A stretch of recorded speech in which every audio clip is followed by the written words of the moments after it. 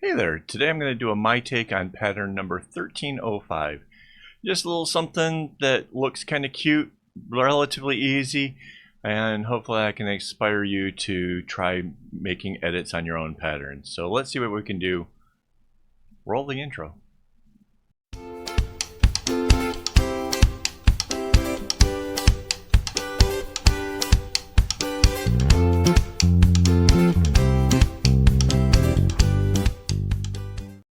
Hello and welcome, this is Kevin, also known as AKAAWOL, and today we're going to work on pattern 1305. Interesting little thing. I have to say, I'm not a huge fan of the whole, colors that repeat on the outside, but I get it's a look. It's something different. We'll give it a shot. We'll see what we get. Paste it over here. We use the rotation tool. Rotate it 90 degrees. So this little template thing of mine is, in case you are new to the channel, is based off of a bracelet that's already been made. So it's already sized up to be exactly the right kind of size. And I'm just scaling this up a little bit so we can get a better look at it. And we will move it off to the side over here. And I think we're going to start in the middle. We could start at the top and then, here, let me show you. Let me anchor the layer. How big is our pencil tool? Too big. Let's bring this down a little bit. If I were going to start it at the top, I would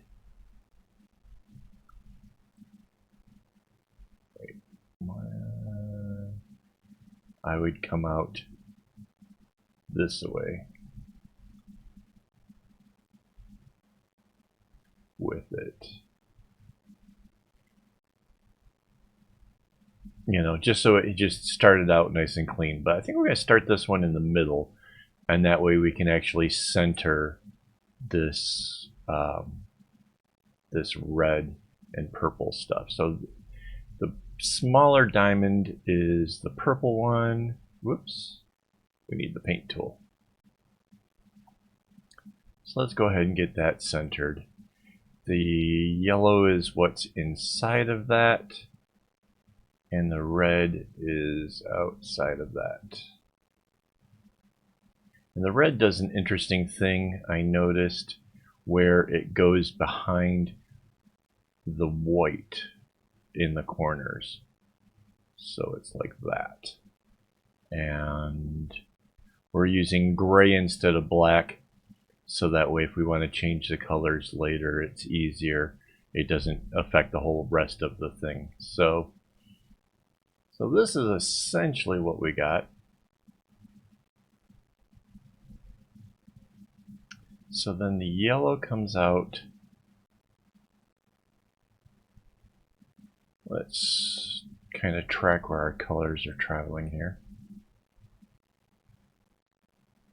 So the yellow comes out this way. It makes an X. And it's smaller because there's a blue that goes in here.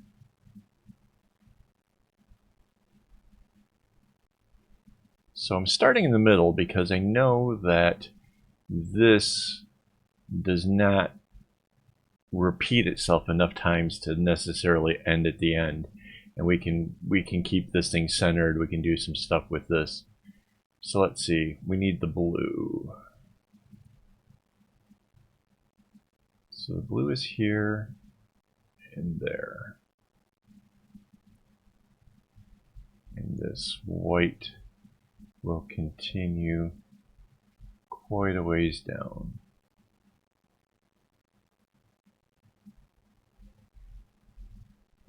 The same with this gray. Now those ones are really easy to map out. They don't do much.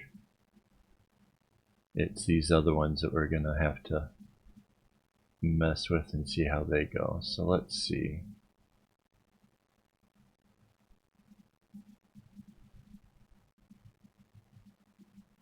That's easy enough.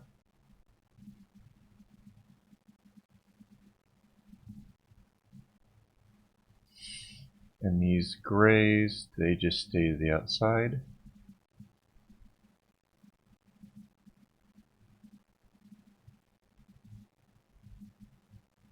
Now choosing the colors for this is, I've used brighter colors in the pattern, but I'm not sure that's the way I would want to go with a bracelet like this. This has got some kind of an older vibe to it. I'll just see what I've got.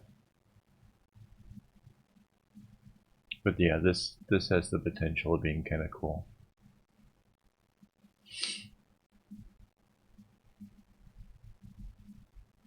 Yeah, I don't think I would lean towards like a black and white border. This kind of a creamy white and maybe kind of a nice charcoaly gray, perhaps. So yeah, just kind of running this out ahead a little bit. It's the easier part we can work out. Alright, so the red comes back in to go do another diamond.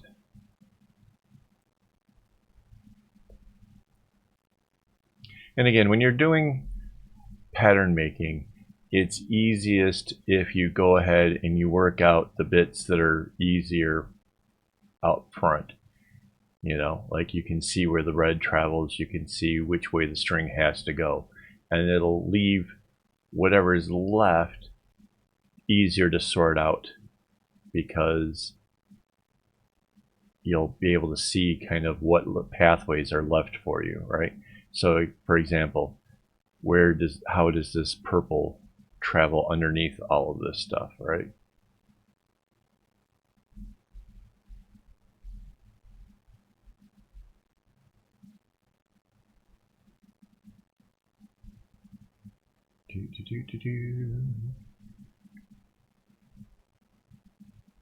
Oops. So the blue travels here. So now we can see where the purple goes.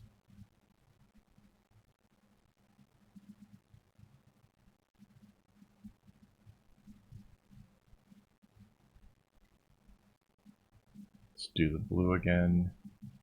The blue goes here.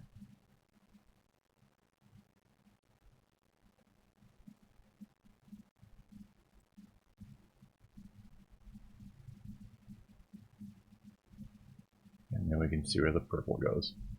It's just a bit of a process of elimination.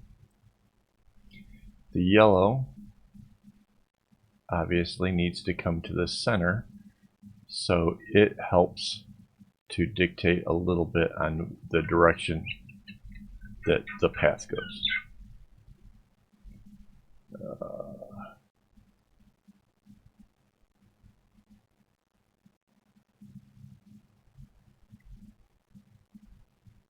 So since this went this way, obviously this has to go this way.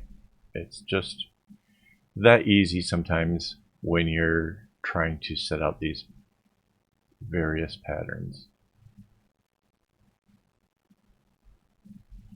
There we go. And then we know that the yellow comes out and does another X.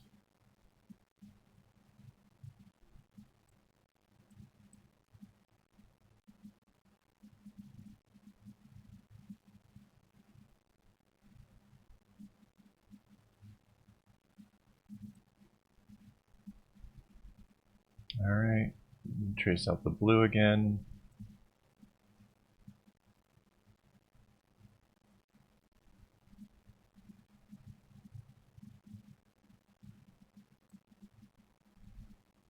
Go ahead and bring these whites up and the gray.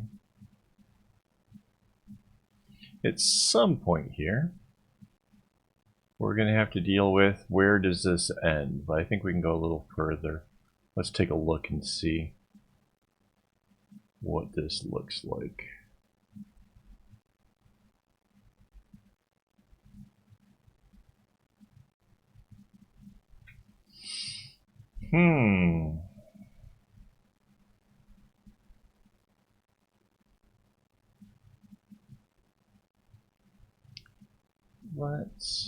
if the yellow does the X,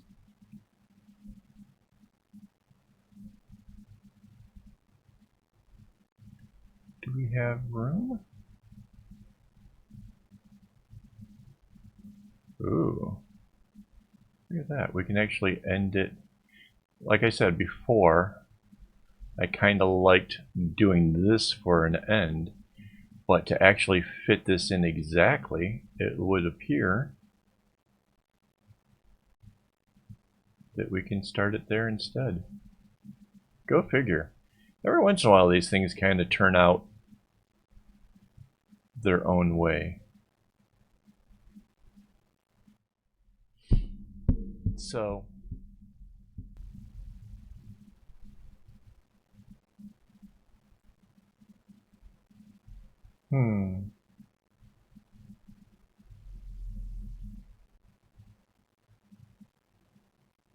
you know what? Just for fun, let's go ahead and make that really nice start.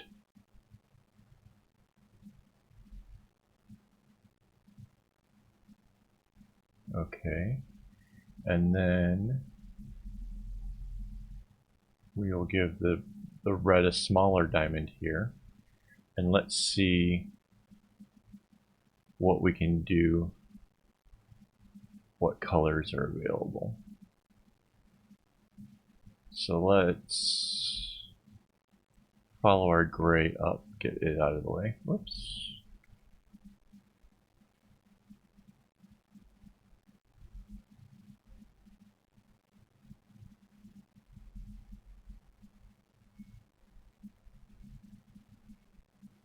So yeah, we could have left this normal, but you know me, I like to put little changes on bracelets, make things a little bit different, and this will be no exception. Again, I mean, anybody can just follow a pattern, right? What I want to teach you is that patterns can be changed. There's something fun, in fact, I think, inherently in changing up a pattern.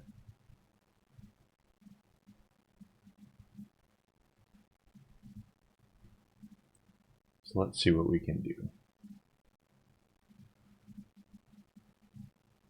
And I've already shown you how you can actually get this thing to finish out one way. So changing this just gives us some bonus material here to work with. So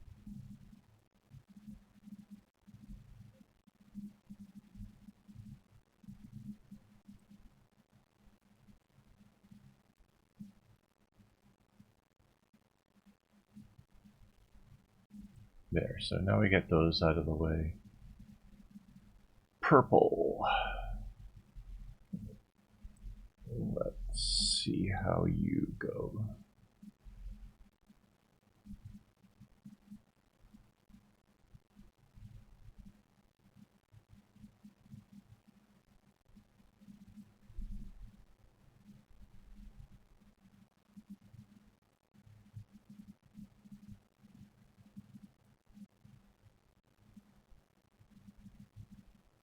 So this is a kind of easy pattern to work with. Just the zigzags out here on the edges will make it a bit more bothersome, I would say. I think that's a good word for it. And there we go. So the purple will go in the center as well.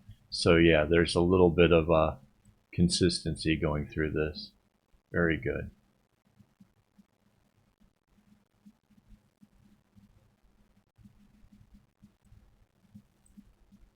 Let's flip in the red here. I know it seems like I'm sort of racing ahead, but I could, you know, there is some elements that are remaining consistent. Whoops, that's a red. This goes blue.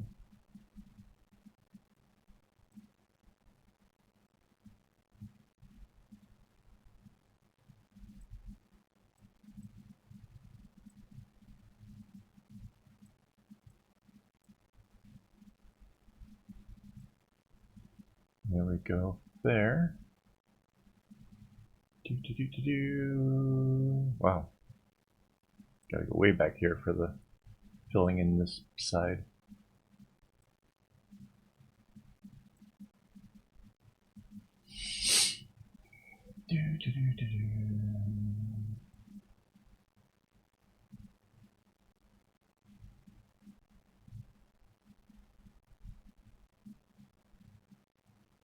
Seems there's a lot I have to fill in. Sorry.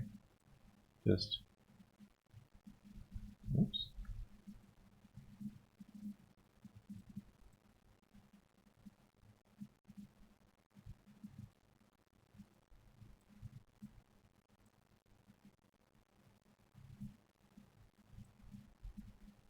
And the yellow goes in here. So like I was saying, I'm picturing maybe some more antique-ish looking colors. If I have them, I think that's the path I'm going to take with this one. But it really comes down to at the end, like if I have them or not.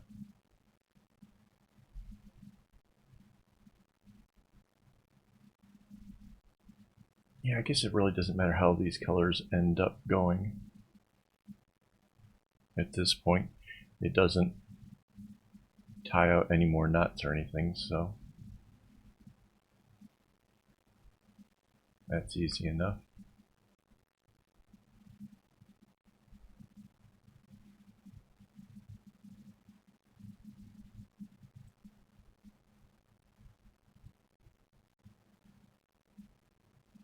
So there we go. So now we end up with like a little bit of a smaller diamond in the beginning part. Look for any other missed. Yeah, there's a bunch. That's the nice thing about this lighter blue. Like it's pretty easy to spot when you missed one. Look at that. So now we still get that cool start like this.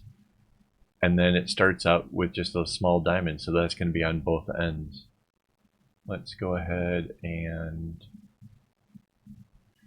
basically come down to this line down here, get everything, and Control C for copy, Control V for paste, and I get the flip tool and flip that vertically. I can bring the whole top half down to down here, get it to line up, and I go to layer and anchor layer. And there we have it. So it has a little bit more interesting start and finish than just running the pattern completely out. Plus it'll make it nicer when you start off the knots. It'll just be a little bit more even when you get right out the gate like that, I think.